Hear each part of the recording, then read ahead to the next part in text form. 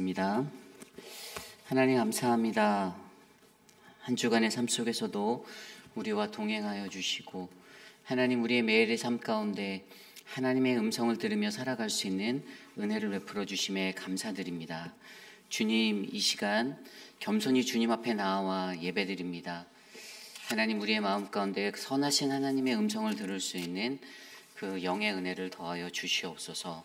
존귀하신 예수님 이름으로 감사하며 기도드렸사옵나이다. 아멘. 다 함께 찬송가 212장 겸손히 주를 섬길 때 함께 찬송 드리겠습니다. 찬송가 212장입니다.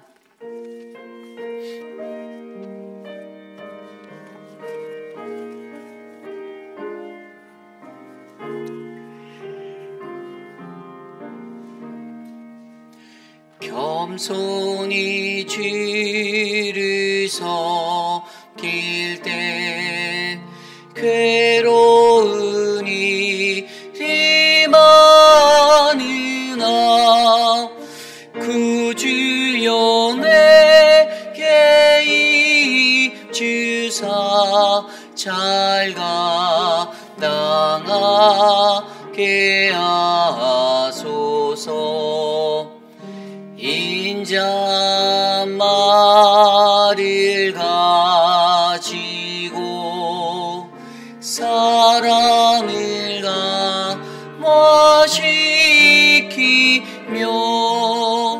갈 길을 이름을 자리 노하게 하소서. 구주의 귀한 인내를 깨달아 하게 하시고 굳건한 믿음 주셔서 늘 승리하게 하소서. 장래의 영광 길주상 소망이 되게 하시며 구주와 함께 살면서 참 평강 얻게 하소서. 아멘. 오늘 드릴 예배를 위해 함께 기도드리기 원합니다. 하나님, 오늘 이 예배 가운데 우리와 함께하여 주시고 거룩하신 주님의 은혜를 경험할 수 있도록 나에게 성령 하나님 임하여 주시옵소서. 우리 시간 오늘의 예배를 위하여 합심하여 함께 기도드립니다. 하나님 도와주십시오. 오늘의 예배 가운데 하나님의 은혜가 우리 안에 충만하기를 원합니다.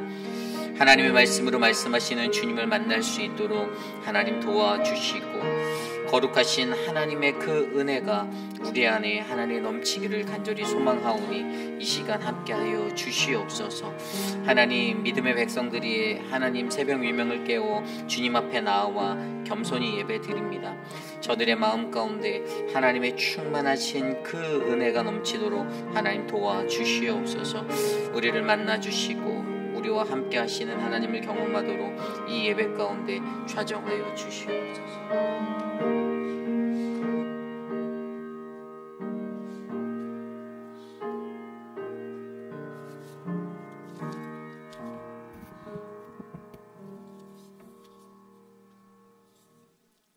사랑과 은혜가 풍성하신 하나님 아버지, 이 새벽 주를 향하여 마음을 열고 주의 전에 나오게 하시니 감사드립니다. 지난 밤도 평안히 쉬게 하시고 이 새벽 첫 시간을 주의 말씀과 더불어 시작할 수 있도록 허락하여 주심을 감사와 찬양을 드립니다. 주님, 이 사순절을 보내면서 저희들 부족하다 책망치 아니하시고 사랑한다 두 팔로 품어주심을 감사드립니다. 때때로 겨자씨만한 믿음이 없어 주님께서 저희들에게 원하시는 주의 자녀다운 삶을 살아가라고 하셨는데 그렇게 살지 못하고 불완전한 모습으로 살았음을 고백합니다. 우리의 불완전한 모습을 보시고 애통해 주시고 우리의 연약함을 주의 십자가 앞에 내려놓습니다. 우리의 연약한 믿음의 행위들을 용서하여 주시고 세상의 유혹에 멀리하게 하시고 십자가를 지시고 그 고난이 희생하신 주의 모습을 생각하며 주의 피 흘리심에 우리의 영육을 깨끗하게 하여 주옵소서. 하나님 아버지, 저희들에게 주신 지상 명령을 땅끝까지 복음을 전하라고 명령하신 것에 저희 교회가 그 사명을 받아 페비얼 지역과 19곳의 해외 선교지를 스포트하고 있습니다. 주님은 알지 못하는 우리의 이웃 나라에 주님의 인자하시고 큰 사랑을 19명의 선교사님들을 통하여 주의 십자가의 사랑을 전하며 그곳 현지인들이 주님의 큰 사랑에 주께 돌아오며 주의 나라가 그 선교지의 날로 번창하고 풍성한 열매가 맺도록 주여 도와주옵소서. 주님, 저희 건속 중에 육신의 연약한 분, 또한 수술받고 회복 중에 계신 분, 연로하신 분들,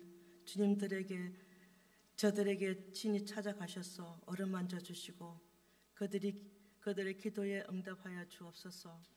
이제 주의 말씀을 받습니다.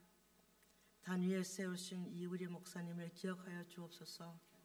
주의 말씀을 선포하실 때 저희들 마음을 열고 듣게 하시고 주의 말씀이 우리의 하루의 생수가 되게 하시고 또한 아멘으로 화답하게 하옵소서. 주님, 저희들 온전히 주님께 드립니다. 이 시간 감사드립니다. 우리를 죄악 가운데 건져주신 우리 주 예수 그리스도의 이름으로 기도드렸습니다.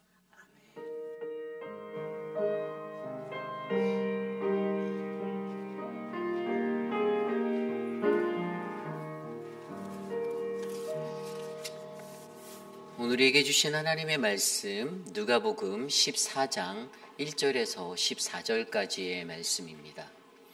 누가복음 14장 1절에서 14절까지의 말씀, 저와 여러분이 한 절씩 교독하시고 마지막 14절 한 목소리로 함께 합독합니다.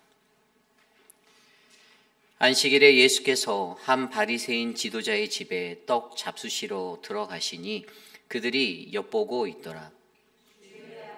수종된 한 사람이 있는지라. 예수께서 대답하여 율법 교사들과 바리새인들에게 이르시되 안식일에 병 고쳐주는 것이 합당하냐 아니하냐. 그들이 잠잠하거늘 예수께서 그 사람을 데려다가 고쳐 보내시고 또 그들에게 이르시되 너희 중에 누가 그 아들이나 소가 우물에 빠졌으면 안식일이라도 곧 끌어내지 않겠느냐 하시니 그들이 이에 대하여 대답하지 못하니라. 청함을 받은 사람들이 높은 자리 택함을 보시고 그들에게 비유로 말씀하여 이르시되 내가 누구에게나 혼인잔치에 청함을 받았을 때 높은 자리에 앉지 말라. 그렇지 않으면 너보다 더 높은 사람이 청함을 받은 경우에 너와 그를 청한 자가 와서 너더러 이 사람에게 자리를 내주라 하리니 그때 내가 부끄러워 끝자리로 가게 되리라. 청함을 받았을 때 차라리 가서 끝자리에 앉으라. 그러면 너를 청한 자가 와서 너더러 버시어 올라 앉으라 하리니 그때야 함께 앉은 모든 사람 앞에서 영광이 있으리라. 무릇 자기를 높이는 자는 낮아지고 자기를 낮추는 자는 높아지리라. 또 자기를 선한 자에게 이르시되 형제나 친척이나 부한 이웃을 청하지 말라. 두렵건대 그 사람들이 너를 도로 청하여 내게 갚음이 될까 하노라. 잔치를 베풀거든 차라리 가난한 자들과 몸 불편한 자들과 저는 자들과 맹인들을 청하라.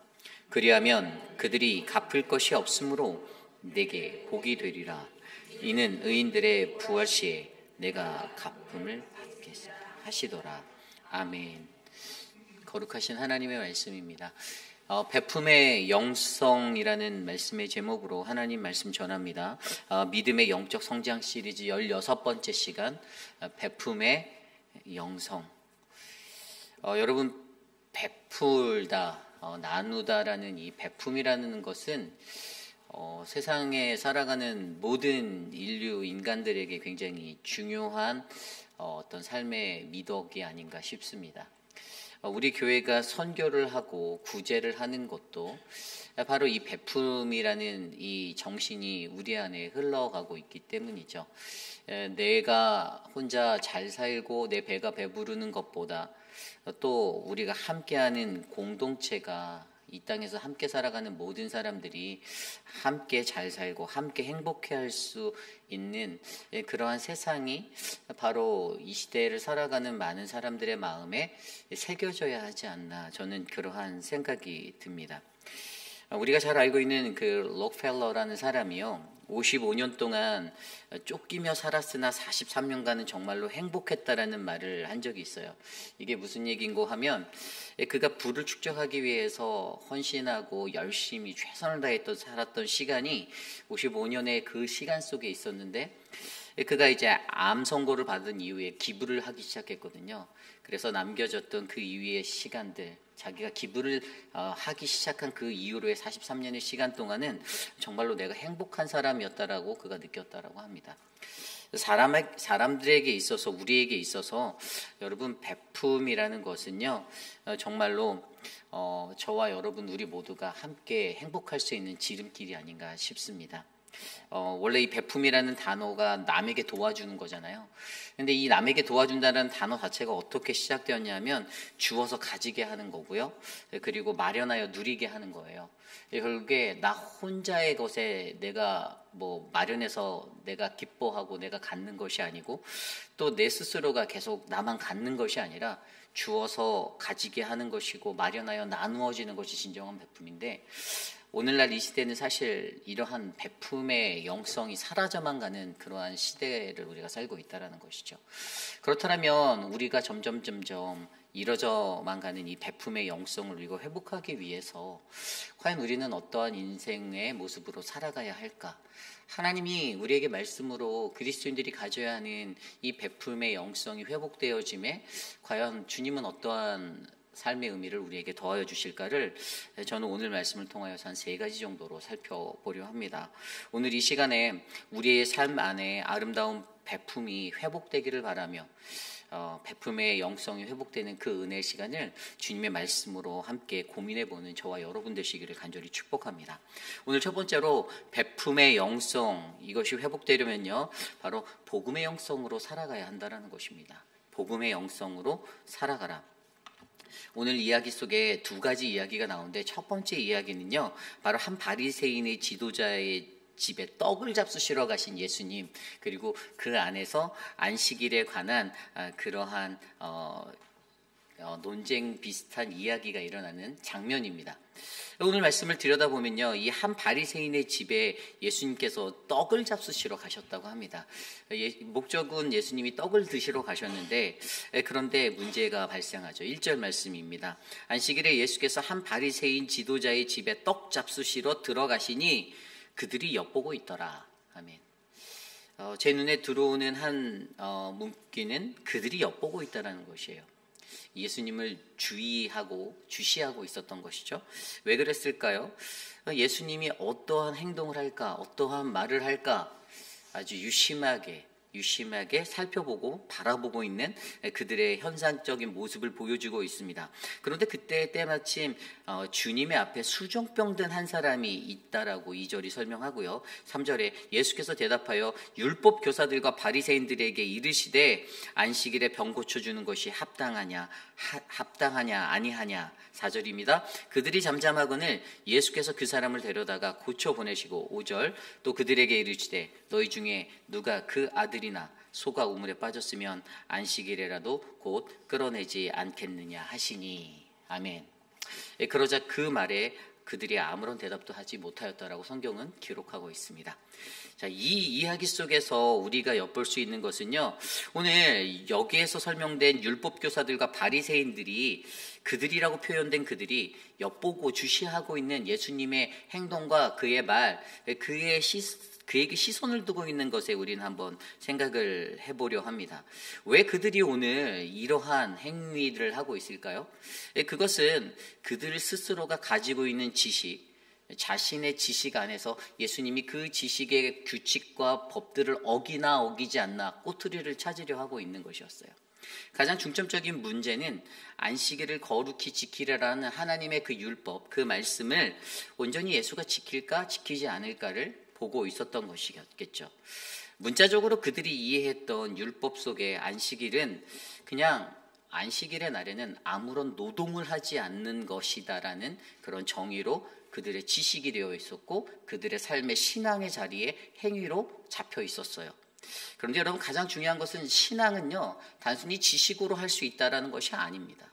신앙생활을 지식으로만 하는 사람들은요, 언제나 쉽게 넘어지고 늘 바리새적인 그러한 일상을 살 수밖에 없는 그러한 어그러진 신앙의 모습을 가질 수밖에 없는 것이죠. 그리고 그들이 자신들이 가진 그 지식과 자신의 신앙의 자리가 맞다라고 고집하려 하기 때문에 오늘 예수께서 그것을 지키는가 지키지 않는가에 관한 그 고찰만이 그들의 눈에 사로잡혀 있는 움직임으로 일어나게 되었다라는 것입니다. 여러분, 우리가 가지고 있는 지식과 지혜로 우리가 신앙생활 하지 않기를 부탁드립니다. 내가 가지고 있는 것, 여러분, 그게 어떤 문제가 되냐면 오늘 말씀을 들여다보면 그들이 가지고 있는 지혜와 그들이 가지고 있는 이 지식으로 신앙생활 하려 할 때 가장 큰 문제는 온전한 베품이 막혀진다라는 것이에요. 그리고 생명을 잃어버리게 된다라는 것입니다. 굉장히 중요한 문제예요. 근데 대부분의 사람들은 내 눈앞에 닥친 그 문제들 때문에 요동치죠. 인간적인 감정과 우리들의 것들이 그렇게 움직이게 되어져 있어요. 그런데 정말로 중요한 것은 우리가 갖고 있는 이 짧은 지식이 하나님의 은혜를 가로막는 자리에 서지 않기 위해서 내가 집중해야 하는 것은 무엇인가를 고찰해 보아야 하는 것이죠. 그것은 바로 복음의 영성이에요. 여러분, 복음이 왜 우리에게 존재합니까? 그들에게 주어진 복음이 이 율법이라고 주어졌던 계명 한 구절 한 구절을 문자적으로 한 차의 오치도 없이 지켜내는 것이 정말로 하나님이 원하셨던 것이었을까요? 오늘 그들이 붙잡고 있는 불순한 의도로 이렇게 살아가고 있는 그 신앙의 모습들, 고치는가 안 고치는가, 이 안식일에 예수가 그 행위를 하는가 안 하는가에 삐딱선을 타고 트집을 잡기 위해서 바라보는 그들의 관심이 머물러 있는 자리들을 오늘 우리의 삶 속에서 우리가 그러한 자리로 만들어 놓지는 않고 있는지 저와 여러분들이 점검해 보시길 바랍니다. 여러분, 복음의 영성이 우리에게 그래서 필요합니다. 복음의 영성. 여러분, 그렇다면 복음의 영성이 무엇일까? 여러분, 복음의 영성이 무엇이에요?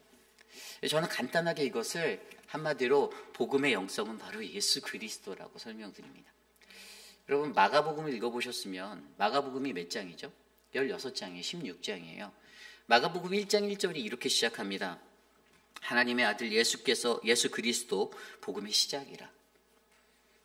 가장 먼저 첫 구절이 하나님의 아들이신 예수 그리스도, 그가 복음의 시작이다라고 말하고 있어요.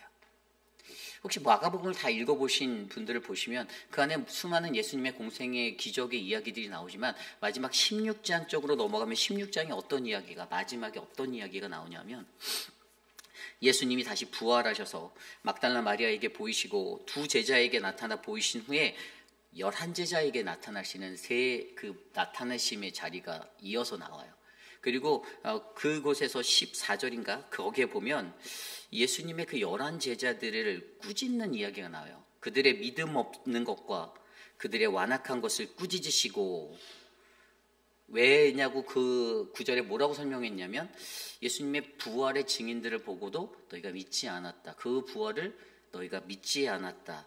그러면서 한 가지 더 에디셔널로 한 가지 더 강조해서 말씀해 주시는데 너희는 온 천하를 다니며 만민에게 복음을 전하라라고 그렇게 말씀해 주고 계세요. 저는 이 마가복음의 이야기를 통틀어서 어떻게 설명하냐면 바로 하나님의 아들 예수 그리스도 복음의 시작이 된 그 시작점이 저와 여러분 우리들의 삶에서 새로운 시작점이 되어 바로 흘러가는 그 복음의 선포가 되어야지 바로 이것이 복음의 영성이다라고 믿습니다. 복음의 영성이라는 것은요, 예수 그리스도를 믿는 우리가 그리스도를 전하는 자로 살아가는 것입니다. 만민에게 나가서 복음을 증거하는 자로 살아가는 것이에요. 어제도 저희가 노방전도를 나갔습니다. 하나님 앞에 찬양하러 모이는 그 소수의 사람들이지만 저는 너무나도 감사해요. 특별히 그들에게 더 감사한 것은 그들이 말로만 복음을 전하고 그냥 머물러 있는 신앙인이 아니라 행동하는 신앙인으로서 함께 나와서 함께 세상의 한 복판에서 주님을 높이 찬양한다라는 것이었어요. 어떤 분들은 저희가 이렇게 나갈 때 그냥 나가지 않고 저희 교회 조끼를 입고 나가요. 뒤에 보면은 하나님이 사랑이다라는 그 문구가 적혀 있는데 어떤 분들은 찬양을 하다 신이 나니까 막 지나가는 그 사거리에 그 자동차 세워진 자동차들에게 보라고 본인의 등을 보여주면서 이렇게 율동을 흥겹게 하시면서 찬양을 하시는 분들을 만나게 됩니다. 교회의 존재의 본질, 복음의 본질은요, 우리는 복음 증거에 있음을 믿으셔야만 합니다. 모든 것들이 복음을 전파하는 것이에요. 그런데 그 영성이 사라진 자리가 어떻게 되죠? 그냥 하나의 일이 되는 거예요. 아무리 수많은 사역을 하고 프로그램을 교회가 운영해도 그 안에 이 복음의 영성이 없으면 어떻게 됩니까? 오늘 율법주의자들, 바리새인들이 집중했던 시선, 불순한 의도로 살아가는 거, 오늘 예수가 이를 고치는가 고치지 않는가, 그것을 주목하고 그것을 꼬투리 잡기 위해서 그것을 주의하며 그렇게 바라보는 그 불순한 시선과 불순한 모습들로 담겨진 공동체의 모습. 그런데 복음의 영성이 살아있는 교회, 복음의 영성이 살아있는 가정, 복음의 영성이 살아있는 그리스도인의 삶에는 어떻게 하면 내가 복음을 전할 것인가, 어떻게 하면 내가 예수 그리스도, 하나님의 아들 예수 그리스도라는 복음의 시작점에서 그 복음이 내 삶의 새로운 시작이 되어 내가 어떻게 복음을 증거할까라는 그것에 관심하게 된다는 것이에요. 교회에 수많은 사역들이 돌아갑니다. 오늘도 한국학교가 있고요. 오늘도 늘 푸른 대학이 있습니다. 오늘도 이제 세례자를 위한 세례교육이 저는 또 준비되어져 있고, 이 예배가 마치면 또 리더십의 목자, 또 지도자 교육이 또 성경 공부가 있어요. 교회가 계속적으로 움직이는 많은 수많은 사역들이 돌아가는데, 여러분 그 모든 것들의 가장 중심에는 바로 우리의 시작점이 되시고 우리가 전해야 할 예수 그리스도라는 이 복음의 본질이 온전하게 세워져 있기를 간절히 부탁드립니다. 그 복음의 본질이 있으면요, 여러분 예배의 자리로도 더 열심을 해서 나오게 되어져 있고요. 그리고 교회가 운영하는 어떠한 프로그램과 모든 순서마다 어떻게 해서든 동참하려고 발벗고 열심을 다해서 나오는 모이는 교회가 될 거라 저는 믿습니다. 복음의 영성이 사라져가는 시대에 개인주의가 넘쳐나는 그 시대 속에 하나님의 복음의 본질을 망각한 채 살아가는 그러한 우리가 되지 않고, 무엇이 중요한가, 우리 눈앞에 있는 오늘 예수님 앞에 주의 앞에, 2절에 주의 앞에라고 되어 있어요. 수정병 든 한 사람, 예수님이 무엇에 관심하셨죠? 예수님이 관심한 거는 지금 자신의 눈앞에예요. 이거는 right now라고요. 지금이라고요. 지금 이 순간에 수정병으로 고생하고 있는, 고창병이라 불리는 이 병, 몸에 물이 차서 몸이 붓는, 신장의 기능과 어떤 모든 신체의 어떤 기관들이 제대로 워킹하지 못해서 몸이 붓는 그 고통스러운 삶을 살아가는 그 삶의 자리를 예수님께서는 꿰뚫어 보시고 뭐라고요? 온전한 베품을 통해서 생명이 회복되어지고 생명이 다시 살아갈 수 있는 은혜의 복음이 오늘 전해져야 된다라는 그 믿음으로 예수가 오늘 나가고 있기 때문에, 오늘 예수님은 우리에게 이 말씀을 통해서 우리의 사그러져 간, 우리가 너무나도 인지하지 못하고 우리가 깨닫지 못하고 우리가 온전하게 리얼라이즈하고 살지 못하는 그 복음의 영성을 올바르게 회복해서 오직 예수 그리스도만이면 충분하지 않습니까? 바로 복음이면 충분하잖아요. 그 인생이 되어 우리가 살아갈 수 있는 아름다운 인생이 되라라고 권면하고 계십니다. 저는 오늘 이곳에 있는 저와 여러분들, 우리 모두가 바로 이러한 복음의 영성을 회복하여 우리의 삶의 우선순위가 무엇인지, 우리가 집중해야 될 복음의 본질이 무엇인지를 올바르게 알고 그 본질에 중요하지 않은 다른 외부적인 것에 악유하고 내 피치를 올리고 그렇게 살아가는 인생들이 아니라 하나님의 거룩함이 가득한 온전한 예수 그리스도가, 그분의 십자가가 온전히 드러나는 아름다운 복음의 교회로 성장하게 되기를 간절히 축복합니다. 이것이 바로 오늘 말씀의 첫 번째 베품의 영성, 바로 복음의 영성으로 살아가야 한다입니다. 오늘 두 번째 우리에게 주시는 베품의 영성 두 번째는요, 올바른 선택으로 겸손이 일상이 되어야 한다는 것입니다. 올바른 선택으로 겸손이 일상이 되어야 한다. 오늘 두 번째 이야기는요, 바로 혼인잔치의 이야기에 초대받은 자와 초대받지 못한 자에 관한 이야기가 나오고 있습니다. 그런데 이 이야기도 바로 베품에 관한 이야기라는 거예요. 고대 근동 사람들에게 혼인잔치는요, 굉장히 중요한 예식 중에 하나였습니다. 그들이 이 혼인잔치를 정하고 나면요, 이 혼인잔치를 며칠 전에 사람들에게 알리고 이런 것이 아니라 그들이 그 혼인잔치를 수락할 수 있는 충분한 시간, 넉넉한 여유를 두고 홍보를 하고 알리고 참석을 요구하는 그러한 일로 이것들을 했는데요. 근데 이 혼인잔치는 바로 모든 사람들과 함께 즐거워할 수 있는 그런 베품의 자리가 되어야 한다라는 그러한 이야기인데, 결국에 이 이야기 속에서도 오늘 우리들의 이 아름다운 베품이 일어나지 못하는 삶의 현실 속에 과연 그 베품의 영성이 어떻게 회복되어지는가에 대한 두 번째 시선으로 우리들에게 올바른 선택으로 겸손한 삶이 일상이 되어서 흘러가야 한다는 것에 대해서 주목해 주고 있어요. 특별히 오늘 말씀을 들여다보면요, 오늘 말씀에 11절 말씀에 이렇게 나와 있습니다. 무릇 자기를 높이는 자는 낮아지고 자기를 낮추는 자는 높아지리라. 아멘.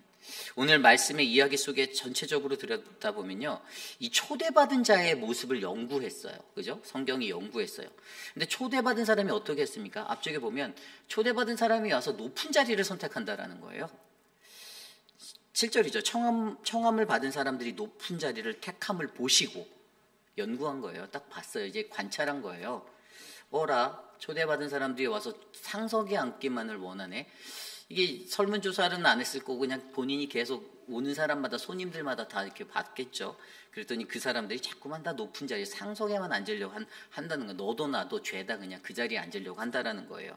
그래서 그들에게 비유로 말씀해 주십니다. 8절입니다. 내가 누구에게나 혼인잔치에 청함을 받았을 때 높은 자리에 앉지 말라. 그렇지 않으면 너보다 더 높은 사람이 청함을 받을 경우에, 9절입니다. 너와 그를 청한 자가 와서 너더러 이 사람에게 자리를 내주라 하리니 그때에 내가 부끄러워서 끝자리로 가게 되리라. 아멘. 자, 어떤 원리가 일어난다고요? 손님으로 청함받은 사람이 가장 좋은 상석에 와서 제일 먼저 와서 신나게 그 자리가 비어있어서 앉았는데, 조금 있다가 마을 이장님이 딱 나타나니까 주인이 와서 너 저 옆으로 가서 앉으라는 거예요. 그 자리에 이장을 앉힙니다. 근데 조금 있다 보니까 이제 이장보다 더 끝발이 있는 시장이 와갖고 오니까 이제 한 자리 또 계속 밀려서 결국에는 끝자리로 가게 되는, 끝자리로. 근데 여기에서 주는 것은 어떤 거냐면요, 그러니까 세상에 어떤 실질적으로 높은 이가 왔을 때 자꾸만 밀려나는 이것들, 결국 이것으로 주변 사람에게 망신살이 뻗치게 되어져 있다라는 것에 대한 이야기를 설명해 주고 있는 거예요. 여러분, 아주 중요한 것은요, 이게 선택의 문제잖아요. 우리의 선택의 문제라고요. 청함을 받아서 잔치에 왔는데 그 자리를 선택하는가, 내가 어느 자리에 앉을 것은 물론 내 선택이죠. 그렇다라고 내가 세상이 권세적으로 높은 지위의 것으로 움직여야 되는 원리가 맞지 않는다라고, 이것도 맞지만 더 중요한 건 애초에 우리가 가장 먼저 겸손했으면, 내가 조금 불편하고 내가 좀 낮은 자리에 있으면 오히려 이런 망신살이, 세상적인 삶 속에서 이런 망신살이 뻗칠 일은 전혀 일어나지 않을 거다라는 것에 우리는 주목할 수 있는 것이죠. 여러분, 많은 사람들에게 정말로 우리가 조심해야 하는 것은 자기 욕심이죠. 자리 욕심. 이 명예에 관한 인간의 반응. 늘 내가 좀 더 좋은 명예를 갖고 싶어하고, 저도 그런 것 같아요. 저도 욕심이 있겠죠. 이런 욕심이 없는 사람은 없다라고 저는 봅니다. 그런데 그리스도인들이 더 중요하게 여겨야 하는 것은 그런 욕심이 우리들의 육신에 넘쳐나지만 우리가 이것을 어떻게 제어하고 어떻게 컨트롤할 것인가가 굉장히 중요한 것이죠. 그러한 욕심이 난다라는 육적인 것들을 우리가 알면서도 우리가 이것을 인내하고 기다리고 참아낼 수 있는 것, 이것이 진정한 신앙인의 모습이다라는 것입니다. 여러분, 저는 저와 여러분들에게 우리가 선택해야 되는 그 선택의 시간, 선택의 자리, 이 어떤 자리에 욕심에 나는 잔치의 자리를 말하는 것이 아니에요. 비유적으로 혼인잔치의 자리를 이야기했지만 사실 이거는 교회 공동체나 사회 속의 어떠한 자리에서든지 우리가 사람들과 어울려 살아가는 공동체의 자리에서 자꾸만 내가 대접받기를 원하고 내가 높은 곳에 서려 하는 인간의 그러한 어긋난 욕망과 욕심들을 우리가 잘 제어하고 항상 겸손하게 올바른 선택을 우리가 그 순간마다 올바른 선택을 하면서 내가 높여지려 하는 나의 자아를 누르고 그렇게 하나님 앞에 나아갈 때 우리는 정말로 하나님의 그 베품의 자리를 함께 나누고 복음의 은혜를 누릴 수 있는 그 귀한 시간을 마주하게 될 거다라는 사실을 저와 여러분들이 기억하시기를 바랍니다. 그래서 여기서 우리가 한 가지 좀 더 주목해야 될 게 있는데요. 그렇다면 어떻게 하면 올바른 선택을 할 수 있을까라는 질문을 던질 수 있잖아요. 저는 그것의 답이 바로 오늘 말씀에 나와 있다 보는데 예수님이요 그들에게 비유로 말씀하셨다라고 7절에 나와 있어요. 비유로 말씀하셨어요. 왜 예수님이 이 이야기를 설명할 때 비유로 하셨을까 저는 고민해 보았어요. 그랬더니 제게 드는 생각이 이 육은 영으로 이해할 수 없다. 영은 영으로 이해해야 된다라는 생각이 들게 되었습니다. 이것들을 할 수 있는 사람은 누가 할 수 있냐면요. 영으로 살아가는 자들이 이것들을 감당할 수 있는 거예요. 육으로 살아가는 사람들은 죽어도 못합니다. 안 돼요. 불가능해요. 하지만 영으로 살아가는 자는 이 자리에 이 포지션의 욕심을 조절하고 제어할 수 있는 거예요. 이게 영으로의 문제라는 것이죠. 요한복음 4장 24절 말씀에도 하나님은 영이시니 예배하는 자가 신령과 진정으로 예배한다. 왜 그냥 예배 드리면 되지? 왜 우리가 신령과 진정으로 영으로 예배하라고 할까요? 하나님 영이라는 거예요. 요한일서 4장 2절 3절 말씀에도 하나님의 영은 이것으로 알지니 곧 예수 그리스도께서 육체로 오신 것을 시인하는 영마다 하나님께 속한 것이요 예수를 시인하지 않은 영마다 하나님께 속한 것이 아니니 이는 곧 저 그리스도의 영이니라. 아멘. 하나님은 영이세요. 우리가 믿는 그리스도도 영이십니다. 우리가 영으로 살지 않기 때문에 육으로 살아가려고 하기 때문에 우리가 이 문제를 극복하지 못하는 거예요. 깨닫지 못합니다. 올바른 선택을 해야 된다는 거 머리로는 아는데 막상 그 순간 되면 육적인 감각이 내 육적인 직감이 영을 뛰어넘게 되는 나의 본질의 활동으로 드러나게 되는 거예요. 내가 늘 겸손할 수 없는 이유가 바로 여기에 있다는 겁니다. 우리가 영적인 존재가 되지 못해서. 결국 여러분 오늘 저와 여러분들에게 우리에게 주어지는 올바른 선택을 위해 저와 여러분들 우리의 영이 회복되어지시기를 부탁드립니다. 우리가 영의 사람으로 거듭나셔야 되는 거예요. 영적으로 문제를 바라보시고 영적으로 이해할 때 우리는 이 올바른 선택이 우리의 일상의 겸손이 되어 흘러가는 아름다운 믿음의 사람들이 될 줄 저는 믿습니다. 이것이 바로 오늘 말씀의 두 번째 바로 베품의 영성, 올바른 선택으로 겸손이 일상이 되어야 한다는 것입니다. 오늘 마지막으로 베품의 영성 마지막 세 번째 말씀은요. 베품에 관한 우리의 시선을 넓혀야 한다는 거예요. 베품에 대한 우리의 시선을 넓혀라. 오늘 말씀 12절에서 14절까지 이야기해 보면요. 또 자기를 청한 자에게 이르시되 내가 점심이나 저녁이나 베풀거든 벗이나 형제 친척이나 부한 이웃을 청하지 말라. 두렵건대 그 사람들이 너를 도로 청하여 내게 갚음이 될까 하노라. 잔치를 베풀거든 차라리 가난한 자들과 몸 불편한 자들과 저는 자들과 맹인들을 청하라. 그리하면 그들이 갚을 것이 없으므로 내게 복이 되리니 이는 의인들이 부활 시에 내가 갚음을 받겠습니다 하시더라. 아멘. 누가 복된가에 관한 이야기를 설명해 주고 있었는데요. 그것은 갚을 것이 없는 자들을 청하는 자라는 거예요. 그런데 여러분 이 논리가 성경적 진리가 일반 세상을 살아가는 일반 사람들에게는요. 그다지 마음에 닿지 않는 것이 될 수 있습니다. 만약에 제가 그냥 대통령이라고 생각을 해봤어요. 제가 대통령인데 제가 잔치를 딱 열 때 내 딸이 결혼을 해서 잔치를 였는데 막 유명 인사들과 내 지인들이 막 와서 자리를 메꿨으면 좋겠지. 거리의 불황자들이나 뭐 어떤 그런 초췌해 보이는 사람들이 그 자리에 오는 것을 나의 위치 의식에 맞지 않는다라고 생각할 수 있는 게 인간적인 저의 모습의 생각일 수 있습니다. 그런데 하나님 나라의 원리에서의 이 베품이라는 것은요, 그것을 염두하지 말아야 하는 것이 관건이다라는 것이죠. 이게 뭐냐면 우리의 베품이 나에게 가까운 나에게 맞춰진 대로 제한될까 봐 하나님께서 그것을 염려하셔서 오늘 예수님을 통해서 이것을 전해주시는 거예요. 인간은 누구나 다 그렇게 생각하잖아요. 높은 자리에 있는 사람들은 자기의 잔치인 자리에 자기의 수준이 맞는 사람들이 와야 된다라고 생각하는 게 일반적인 사람들의 상식이고 그들의 생각입니다. 그런데 분명 오늘 말씀은 가난하고 소외된 자들에게로 우리의 베푼의 시선을 옮길 수 있는 자가 바로 하나님 나라의 백성들이다라는 것이죠. 그러면서 그러한 초청이 복이 된다라고 설명해 주는 거예요. 이 땅의 보상을 기대하지 않고 오직 하늘의 보상, 하나님의 그 보상을 바라보며 우리가 살아갈 때 우리 공동체는, 우리 개인은 진정한 베풀매 삶을 실천할 수 있는 것, 바로 하나님이 우리의 보상이 되어 주신다라는 믿음의 원리로 베품을 실천할 수 있게 된다라는 사실에 대해서 역설해 주고 있습니다. 오늘 말씀에서 그랬잖아요. 우리가 왜 그러한 자들에게, 없는 자들에게, 갚지 못할 자들에게 왜 베풀어야 하나? 그것은 갚음이 없는 베품이 이어져야 하기 때문이다라는 것이에요. 사람들이 주고 나서 늘 생각하죠. 내가 너한테 이거 줬어. 머릿속으로 장부를 만들어서 기억하고 있습니다. 내가 누구누구에게 이거 줬으니까 너 나중에 나한테 이거 이상 나한테 돌려줘야 돼. 이 인간의 마음이에요. 그런데 분명히 성경이 전하는 베품의 특징은 그냥 기대하지 말고 주라는 거예요. 줬으면 내색도 생색도 내지 말라는 거예요.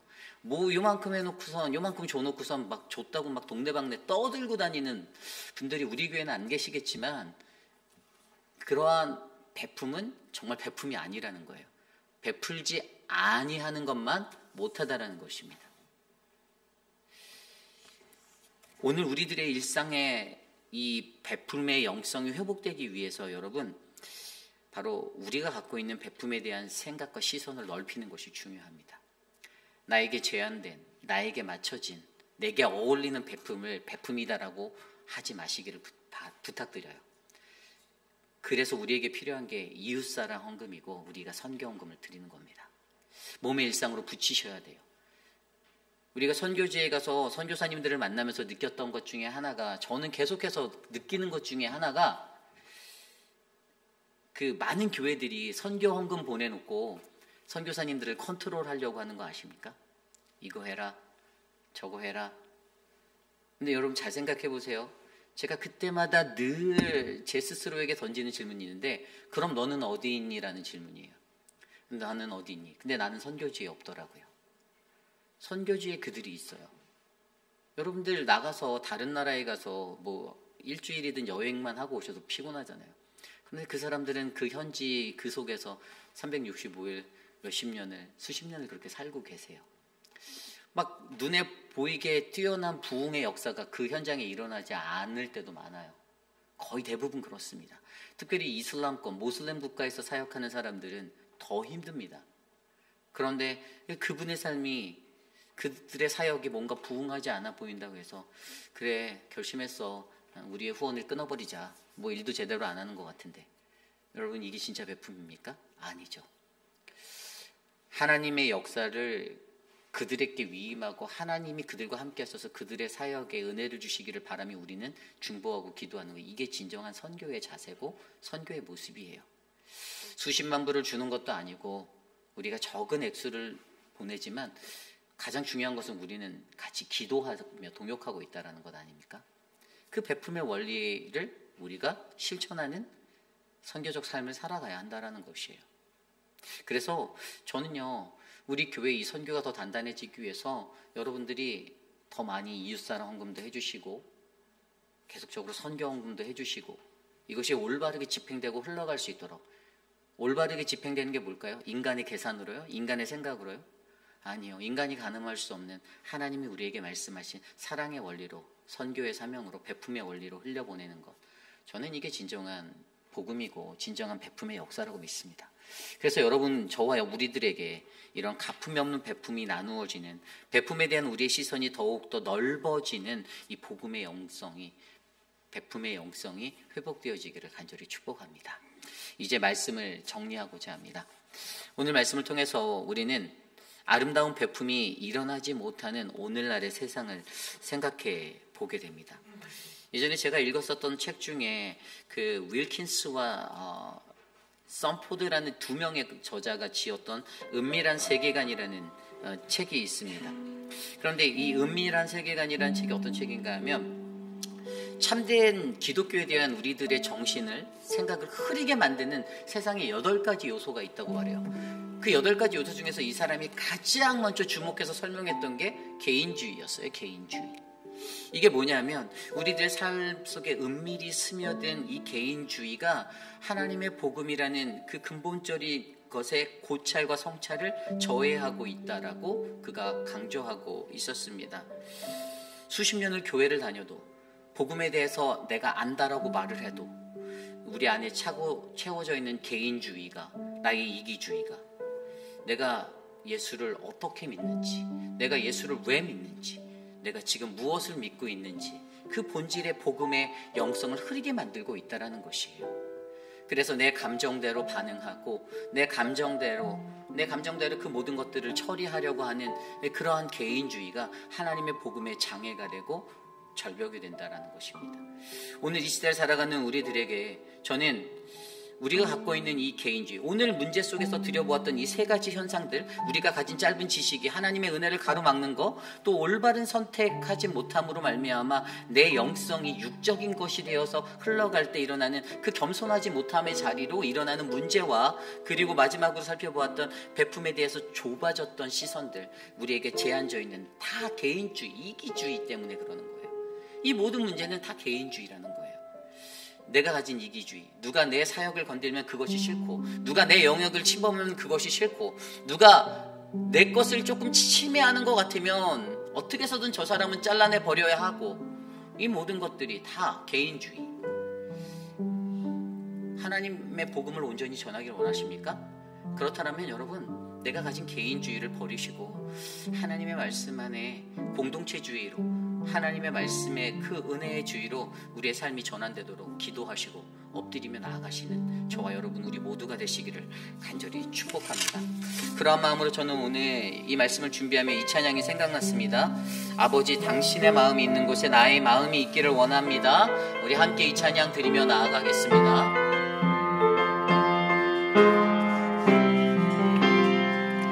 아버지, 당신의 마음이 있는 곳에 나의 마음이 있기를 원해요. 아버지, 당신의 눈물이 고인 곳에 나의 눈물이 고이길 원해요. 아버지, 당신이 바라보는 영혼에게 나의 두 눈이 향하길 원해요. 아버지, 당신이 울고 있는 어린 흉장에 나의 두 마리 향하길 원해요. 나의 마음이 아버지의 마음이라 내 모든 뜻 아버지의 뜻을 할 수 있기를 나의 온 몸이 아버지의 마음이라 내 모든 삶 당신의 삶 되기를. 아버지, 당신의 마음이, 아버지, 당신의 마음이 있는 곳에 나의 마음이 있기를 원해요. 아버지, 당신의 눈물이 고인 곳에 나의 눈물이 고이길 원해요. 아버지, 내내 바라보는 영혼에게 나의 눈이 향하길 원해요. 아버지, 당신이 울고 있는 어두운 땅에 나의 두 발이 향하길 원해요. 나의 마음이 아버지의 마음 알아. 내 모든 뜻 아버지의 뜻이 될 수 있기를 나의 온몸이 아버지의 마음 알아. 내 모든 삶 당신의 삶 나의 마음이 아버지의 마음을 압니다. 나의 마음이 아버지의 마음 알아. 내 모든 뜻 아버지의 뜻이 될 수 있기를 나의 온몸이 아버지의 마음 알아. 내 우리 마지막으로 다시 한번 고백합시다. 나의 마음이 아버지의 마음을 알기 원합니다. 나의 마음이 아버지의 마음 알아. 내 모든 뜻 아버지의 뜻이 될 수 있기를 나의 온몸이 아버지의 마음 알아. 내 모든 삶 당신의 삶 되기를. 우리 시간 오늘 주신 말씀을 놓고 함께 기도하기 원합니다. 복음의 본질이 흐려지지 않기를 소망합니다. 그 복음의 본질이 우리 안에 정확히 새로운 시작이 되어 우리에게 자리 잡혀 있어서 하나님의 아들 예수 그리스도 또 복음의 시작이라 말씀하신 그 시작점이 우리의 삶의 시작점이 되어 우리가 베품의 영성을 회복하고 아름다운 선교, 아름다운 구제, 그런 은혜의 삶들이 우리 안에 펼쳐지기를 원합니다. 하나님 앞에 우리가 어떻게 살아가야 할까 마련하여 누리게 하고 주어서 가지게 하는 진정한 베풀미, 바로 우리 회비라는 장로교회를 통해서 하나님의 도구로 쓰임받을 수 있도록 이 시간 합심하여 함께 기도하겠습니다. 하나님 감사합니다. 오늘 주신 말씀을 통해 아름다운 베풀이 회복되어지기를 소망합니다. 하나님, 베풀 수 있는 능력과 하나님 그 기회가 주어졌을 때 하나님, 우리가 그 은혜를 어떻게 사용할 것인지, 그 능력과 그 기회를 어떻게 사용할 것인지 우리가 구천해보고 고민해볼 수 있는 믿음의 백성들이 되기를 원합니다. 하나님, 오늘 우리에게 말씀하신 것처럼 복음의 영성으로 살아가며 올바른 선택으로 겸손히 일생이 되게 하여 주시고, 베품에 대한 우리의 시선이 넓혀져 갚음이 없는 베품으로 나눌 수 있는 진정한 베품이 우리 안에 일어나도록 하나님 도와주시옵소서. 하나님, 주님 도와주시옵소서. 주여 역사하여 주시옵소서. 오늘 우리의 말씀으로 하신 그 은혜가 우리의 삶에 불이 내려지기를 간절히 소망합니다. 도와주시옵소서. 계속해서 기도하기 원합니다. 우리 회입비라는 장로 교회를 위하여 기도하기 원합니다. 우리는 지금 사순절을 보내고 있습니다. 사순절의 시간, 그리스도의 십자가의 영성이 회복되어지는 그러한 순례의 길을 우리가 걸어 나가기 원합니다. 세상적으로 주목하였던 것들, 그 모든 것들을 조금은 내려놓고 하나님의 말씀과 깊이 있는 예배의 자리, 그 은혜의 자리에서 이 사순절을 우리가 지나가시기를 기도합니다. 여러분들 조금 더 여러분들 주변 분들에게도 강권하셔서 사순절에 하나님의 예배에 참여하고 또 말씀의 삶으로 인도되어 줄 수 있도록 여러분 권면해 주시고요. 또 여러분들의 삶도 그러한 인생이 될 수 있도록 기도해 주시길 부탁드립니다. 아울러 우리 교회가 감당하고 있는 모든 사역들이 하나님의 은혜로 잘 진행될 수 있도록 우리가 우리의 것을 자랑하지 않고 오직 복음만을, 예수 그리스도만을 자랑하며 나아가는 믿음의 공동체가 되도록 이 시간 함께 합심하여 기도하겠습니다. 하나님 도와주십시오. 하나님의 은혜가 우리 안에 넘쳐나기를 간절히 소망합니다. 하나님, 우리에게 주님의 은혜를 베풀어 주시고 주님의 크신 사랑을 나누어 주시며 이 사순절의 시간 예수 그리스도의 십자가의 길을 묵상할 수 있는 하나님 그러한 믿음의 자리에 서게 도와주시옵소서. 우리 회빛라는 장로교회가 감당하는 모든 사역 속에 오직 예수 그리스도의 십자가 그리스도만이 드러나기를 간절히 원합니다. 하나님 복음의 본질을 잊지 않게 하여 주시고 우리가 애쓰고 수고하는 자리에서도 하나님의 영광을 위하여 그 십자가를 위하여 살아갈 수 있는 은혜의 교회가 될 수 있도록 도와주시옵소서. 하나님 우리 교회를 축복하여 주시옵소서. 우리가 하는 것이 아니라 성령 하나님 이곳에 임재하시고 주님의 능력으로 주님의 도우심으로 주님께 붙들려 이 사명을 감당하오니 우리가 감당하는 수많은 사역이 하나님 인간의 자랑이 되지 않게 하시고 하나님의 영광이 되게 하여 주셔서 주님 우리 교회가 더욱더 귀한 복음의 사명으로 나아갈 수 있도록 인도하여 주시옵소서.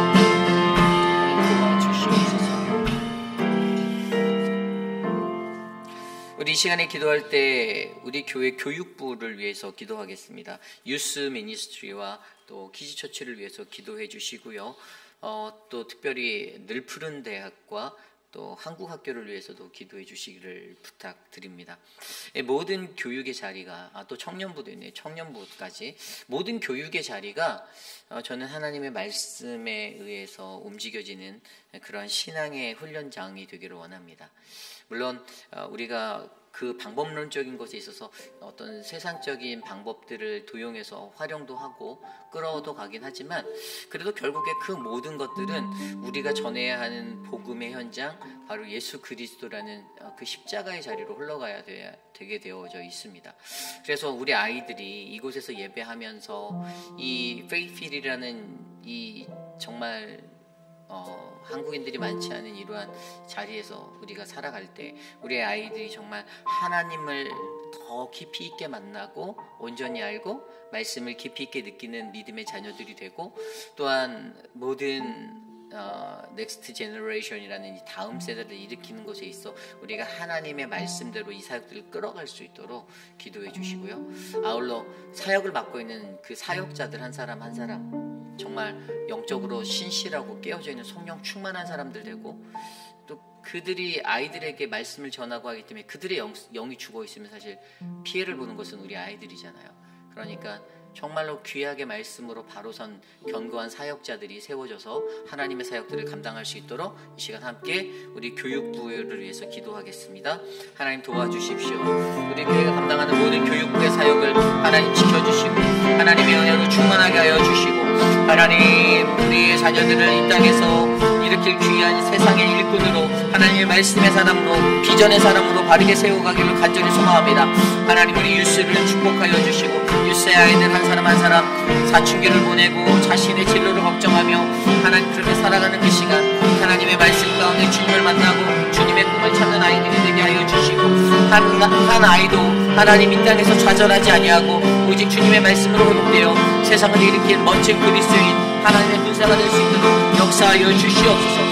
이를 위해 쓰임받는 좋은 사역자들이 채워지게 하여 주시고 하나님의 사역자들을 통하여서 하나님 나라가 더욱더 바르게 강성하게 이루어질 수 있도록 하나님 인도하여 주시옵소서. 도와주시옵소서. 하나님 늘푸른 대학을 축복하여 주시고 한국학교를 축복하여 주시며 하나님의 은혜가 넘치는 사역들에게 도와주시옵소서. 육신의 연약함 가운데 계신 분들을 위하여 기도드립니다. 우리 천문자 집사님을 위해서 함께 기도해 주시고요. 지금 리앱 센터에서 이제 회복 중에 계신데 모든 수술 이후에 육신의 회복이 또 영적인 회복이 온전하게 일어나 건강한 모습으로 다시 뵐 수 있도록 기도해 주시기를 부탁드립니다. 아울러 우리 미스터 가브렐라를 위해서도 기도해 주시고요. 이제 퇴원하여 집으로 돌아오셨는데 모든 수술이 잘 마무리되고 안전하게 회복될 수 있는 시간을 갖게 되었는데 옆에서 돕는 우리 구본신 성도님의 삶이 하나님의 은혜 가운데 강건히 붙들려진 삶이 될 수 있도록 기도해 주시고 또 지난주에 눈 수술했던 우리 강경홍 집사님의 눈의 회복과 또 그 외에도 우리가 기도하고 있는 미스터 아또와 미스터 라빈슨 많은 분들 한 분 한 분 우리가 기억하며 하나님 앞에 이 시간 간구하는 시간 갖기 원합니다. 기도하겠습니다. 하나님 믿음의 사람들을 회복하여 주십시오. 사랑하는 한영숙 집사님을 지켜주시고 한영숙 집사님을 주님의 은혜로 만져주시며 주님 강건하게 회복하여 다시 예배할 수 있도록 하나님 이곳에 모아주시옵소서. 사랑하는 주님, 사랑하는 오재근 장로님 건강을 회복하여 주시고, 김현진 장로님, 신학기 집사님, 이재영 장로님 회복할 수 있는 은혜를 베풀어 주시옵소서. 하나님 건강을 허락하여 주셔서 주님의 사명 잘 감당할 수 있도록 하나님 은혜 내려 주시옵소서. 사랑의 하나님 아버지, 하나님 수술 후 회복 중에 많은 분들을 지켜주시고 인도하여 주십시오. 미스터 드레이크를 지켜주시고 하나님 유광현 집사님 하나님 붙잡아 주시옵소서. 하나님 인도하여 주시옵소서. 우리 이 시간에 마지막으로 기도할 때 네일리스 주일 예배를 위해서 함께 기도드리기 원합니다.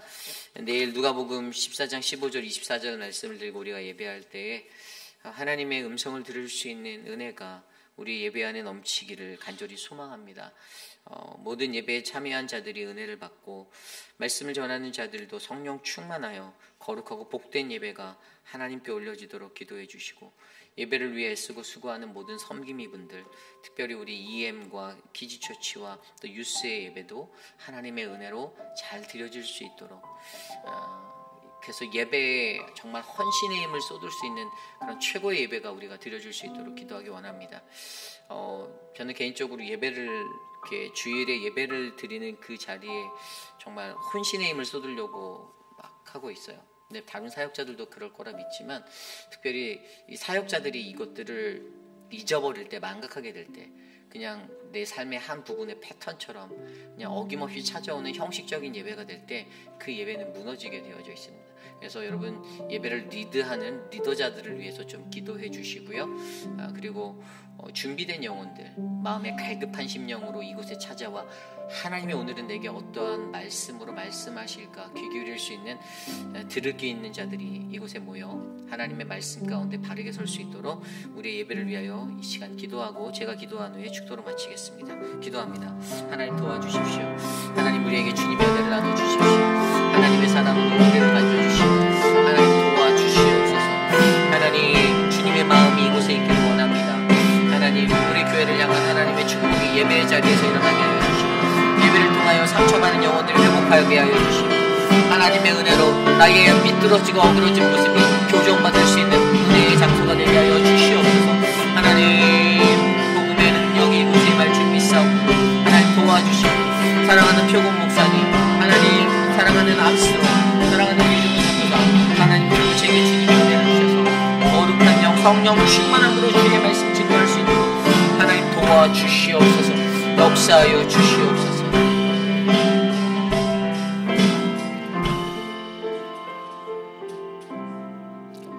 참으로 존귀하신 하나님 감사합니다.